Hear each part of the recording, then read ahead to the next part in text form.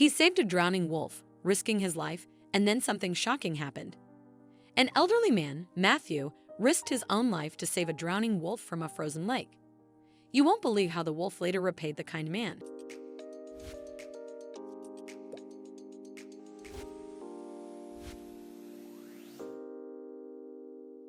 Matthew lived alone in the wilderness, where every winter brought a reminder that he might be growing too old for such a rugged and isolated life. While he cherished the beauty of wildlife and the sense of connection it gave him, the bitter winters became increasingly challenging with each passing year. The frosty wind cut through the old man's thick fur clothing, a bitter reminder of the harsh winter. He longed to sit by a warm fireplace, sipping hot, sweet tea, instead of braving the biting cold to fish on the frozen lake.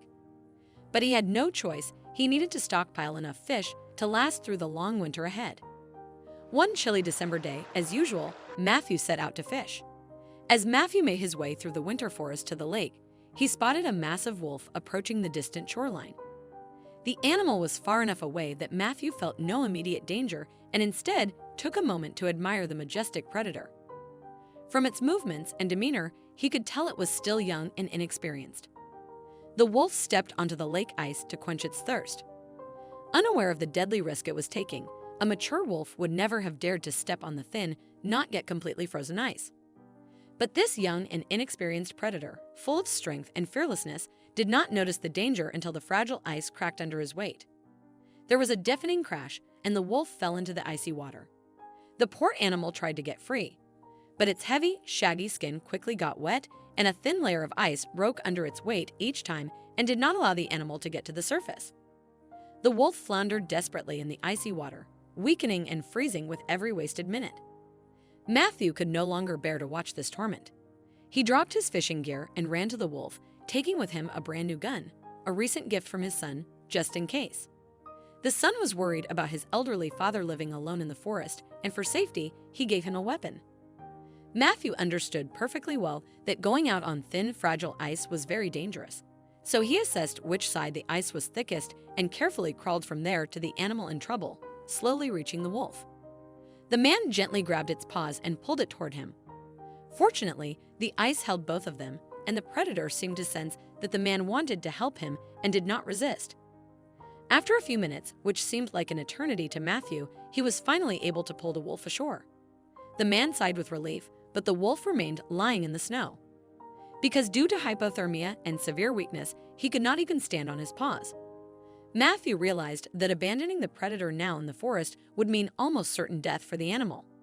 So the man gathered the rest of his strength and dragged the predator to his cabin in the woods.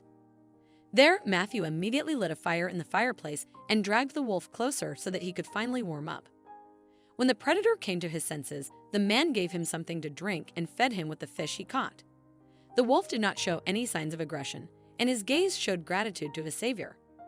Soon the predator fell asleep, and Matthew fell asleep after him. When the man woke up the next morning, the wolf was nowhere to be found.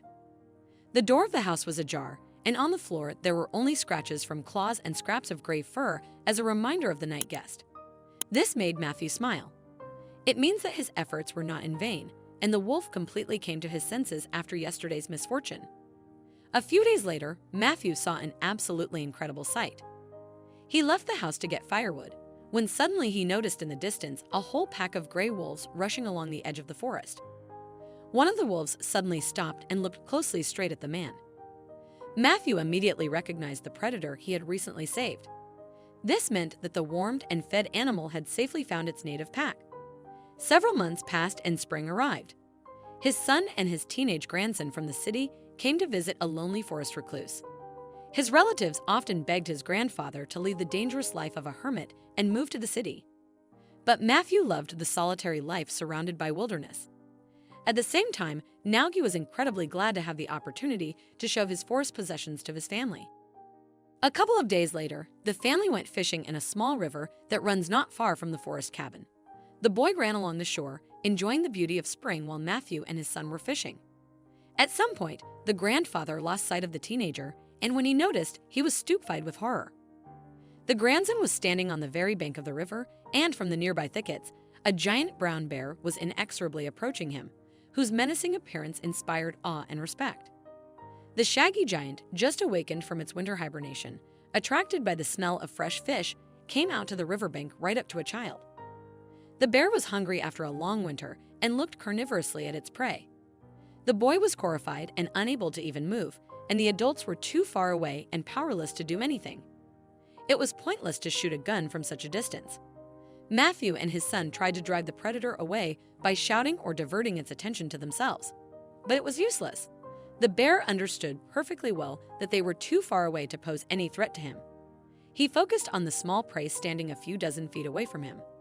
The boy, overcoming his primal fear, threw his small fish out of his hands, a pitiful handout for such a giant. The bear immediately swallowed the fish and stared at the child again. Now that the smell of fresh fish had whetted the wild beast's appetite, he was clearly not going anywhere.